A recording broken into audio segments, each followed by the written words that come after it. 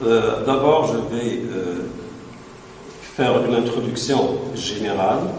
Comme vous le savez, cette unité, elle s'étend sur plusieurs unités, que ce soit au niveau collégial ou bien au niveau qualifiant. On va commencer par la cellule en tant qu'unité fonctionnelle et structurale de l'organisme, ou bien de la vie, c'est-à-dire l'unité de la vie. Donc, comme vous le savez, la cellule, l'ensemble des cellules constitue ce qu'on appelle un tissu, et le tissu constitue, l'ensemble des tissus constitue un organe, et l'ensemble des organes constitue un appareil ou bien un système. Donc, par exemple, le système nerveux, le système hormonal, l'appareil digestif, l'appareil circulatoire, etc. Donc, nous avons un ensemble d'appareils ou bien de systèmes, et ces systèmes ils sont constitués d'un ensemble d'organes. Donc, pour assurer son intégrité et l'homéostasie, c'est-à-dire la stabilité du milieu interne, donc il faut que ces différents organes se communiquent entre eux. Donc, et pour se communiquer, nous avons, comme vous le savez, deux types de communication au niveau de l'organisme. Nous avons la communication nerveuse, que vous avez vu déjà en troisième année de collège, et nous avons la communication hormonale, que vous avez vu en deuxième année de collège, dans la reproduction chez l'homme. Donc, j'avais dit que pour assurer l'intégrité de l'organisme, c'est-à-dire tamamiyat al-jism, et aussi l'homéostasie, c'est-à-dire la stabilité du milieu interne, donc il faut que ces deux systèmes interagissent entre eux et communiquent entre eux. Et cette communication est assurée par la communication hormonale et aussi par la communication nerveuse. Je récapitule, donc le corps il est constitué d'un ensemble d'organes. Chaque organe est spécialisé dans une fonction précise pour maintenir son équilibre et contrôler les différentes fonctions. Le corps doit disposer de systèmes de communication et de relation entre les différents organes. Donc, le corps dispose de deux systèmes de communication, la communication hormonale et la communication nerveuse. Dans certaines fonctions, on a intégré les deux types de communication et on parle alors de la communication neuro-hormonale et ce sera le sujet de la quatrième et la dernière unité que vous avez dans le programme de première année de baccalauréat sciences expérimentales. Donc la question, quels sont donc les mécanismes et les différents types de communication?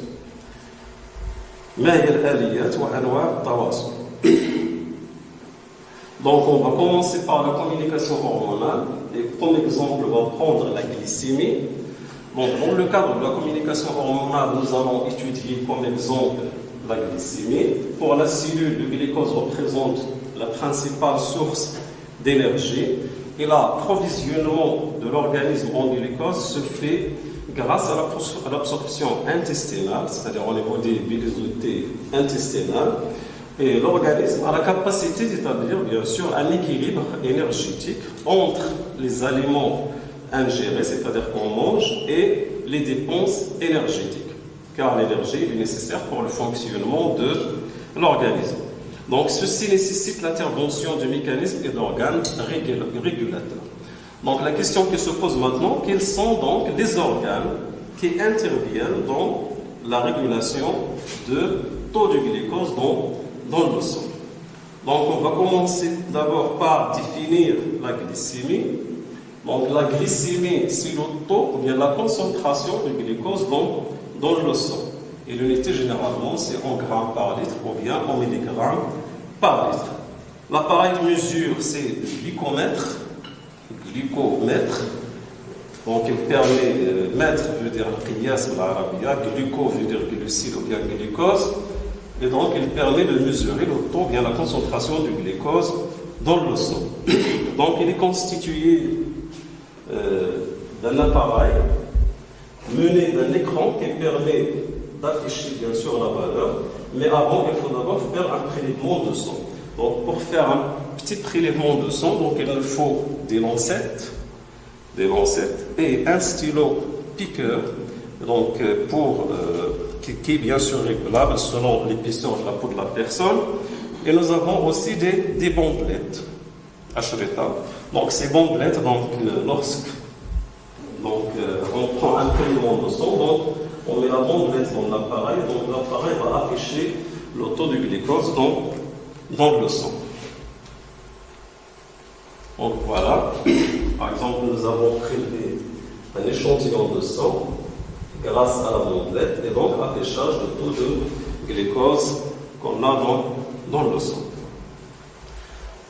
Pour mettre aussi en évidence la présence du glucose dans les organes, par exemple dans le foie ou bien dans le sang, on peut se servir de l'expérience que vous avez déjà vue en 3e année de collège, c'est-à-dire l'utilisation de ce qu'on appelle la liqueur de Feeling. Et donc la liqueur de Feeling, c'est-à-dire l'organe ou bien le sang se colore bien sûr avec le rouge, c'est-à-dire donc un précipita rouge brique. Donc ça reflète ou bien ça met en évidence qu'on a la présence de glucose dans le sang. Et on peut aussi utiliser des bandes colorées, qui permettent aussi de connaître le taux et la concentration de glucose dans le sang. Donc on va passer maintenant à la glycémie en tant que constante biologique. Donc, pour mettre en évidence que la glycémie est une constante biologique, donc nous allons exploiter l'ensemble de documents et on va commencer par la figure A.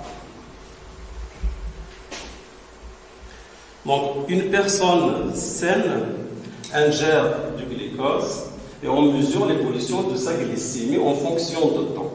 Donc la figure A représente le résultat obtenu. La figure B représente la glycémie chez une personne après différentes périodes de jeûne. Et la figure C représente la mesure de la glycémie chez une personne saine après différentes activités. Donc la première question, c'est d'analyser les résultats obtenus, ou bien les décrire, et aussi de déduire. Et la deuxième question, c'est que peut-on en déduire? Donc c'est-à-dire de déduire à partir de l'analyse bien de la première question. Donc on va commencer par le premier graphe.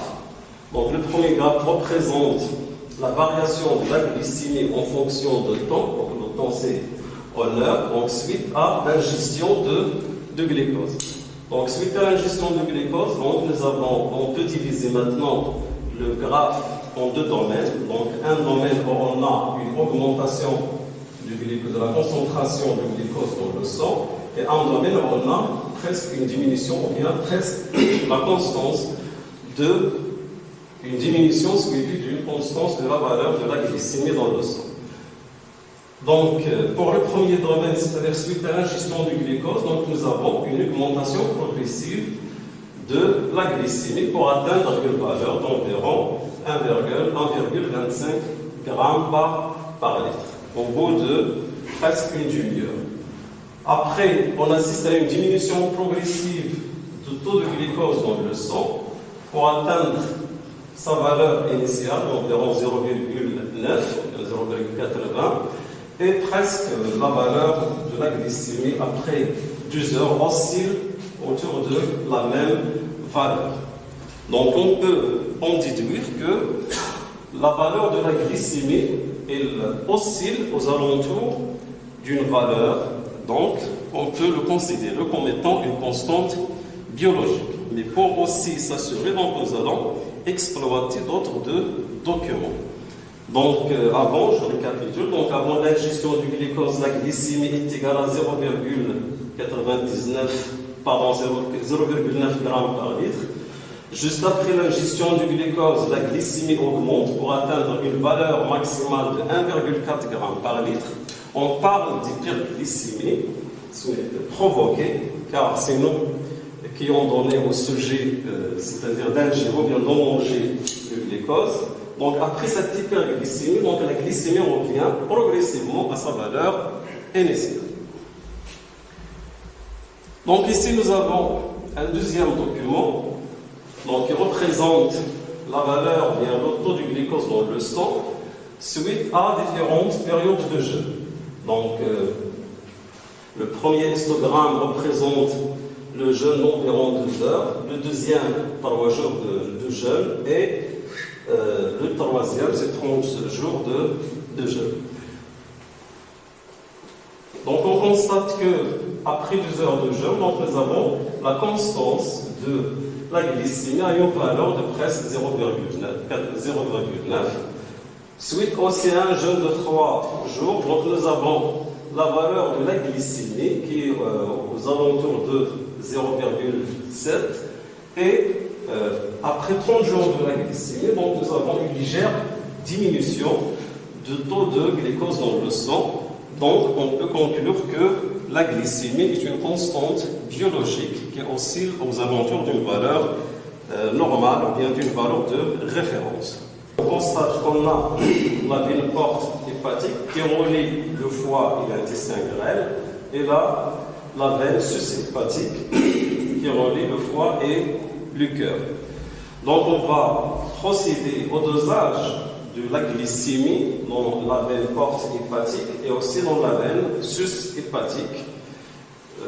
Ceci après un repas et après un jeûne de quelques heures. Donc, après un repas, donc on constate que la glycémie dans la veine porte hépatique est supérieure à la glycémie de la veine sus-hépatique.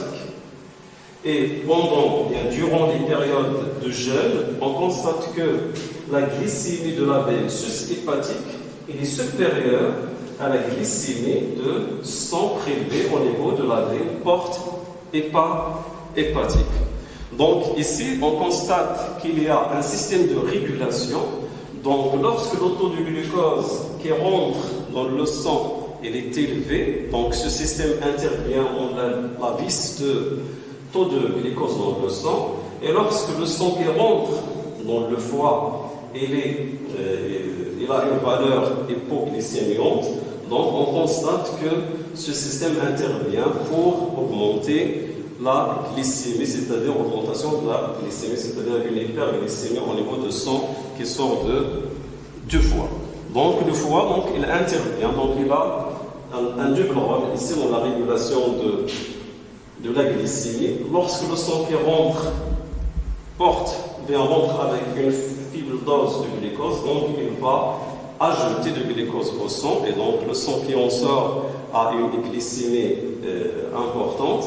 Et lorsque le sang qui rentre a une glycémie élevée, donc le foie intervient, donc il va stocker le glucose, une partie du glucose, et donc le sang qui en sort sera avec une glycémie inférieure à la glycémie initiale. Donc après le repas, la glycémie augmente dans la veine porte hépatique et diminue dans la veine sus-hépatique. Et après le jeûne, la glycémie diminue dans la veine porte hépatique et augmente dans la veine sus-hépatique. Dans les deux cas, la valeur de la glycémie aussi autour d'une moyenne proche de 1 g par litre. En cas d'une hyperglycémie, le foie procède au stockage de glucose. Et en cas d'une hypoglycémie, le foie procède à la libération de glucose dans le sang. Donc, dans la prochaine séquence, donc on va entamer la fameuse expérience de Claude Bernard, qui est ce qu'on appelle l'expérience de foie lavé. Et donc, pour cette séquence, donc, je vais récapituler. Comme je viens de dire, donc on a commencé par la définition de la glycémie. Donc la glycémie est le taux de glucose dans le sang, c'est-à-dire la concentration de glucose dans le sang, et ça va, si on est ici en grammes par litre, on vient en milligrammes par litre. Aussi, nous avons vu que la glycémie est une constante biologique, c'est-à-dire qu'elle oscille aux alentours d'une valeur moyenne ou bien normale. Quel que soit l'état de sujet, que ce soit en état de jeûne ou bien après un repas, donc toujours, nous avons des mécanismes régulateurs qui permettent de ramener toujours la valeur de la glycémie à une valeur constante, bien une valeur normale qui oscille bien sûr aux alentours de 1 g par litre. Il peut être légèrement inférieur à 1 ou bien légèrement supérieur à 1 g par litre. Donc, parmi les organes qui interviennent dans la régulation de la glycémie, donc nous avons le foie, Donc, suite bien sûr à l'ablation et à l'expérience de l'ablation du foie, donc nous avons constaté qu'on a une diminution du taux de glucose dans le sang, ce qui ramène à la mort bien de l'animal pris dans cette expérience. Et donc, le foie a un rôle primordial dans la régulation de la glycémie. Donc, comme vous le savez, lorsque le sang rentre dans le foie avec une glycémie importante, c'est-à-dire hyperglycémie, donc le foie, donc, elle essaie de baisser cette glycémie, donc le sang qui en sort, donc sort avec une valeur de la glycémie qui est inférieure à la valeur initiale. Et lorsque le sang qui rentre dans le foie, il rentre avec une valeur importante, c'est-à-dire avec une valeur minime, c'est-à-dire en cas de gel, donc le sang qui en sort du foie, donc on constate qu'on a une élévation de la glycémie, c'est-à-dire qu'on a ajout de glucose par le foie au sang. Et donc le foie joue un rôle primordial dans la régulation de taux de la glycémie.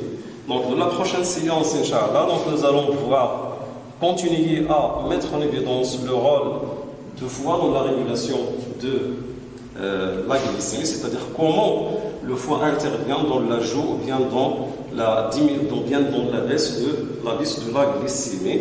Et donc, nous allons entamer prochainement, Inch'Allah, l'expérience de Claude Bernard qui s'appelle l'expérience du foie lavé.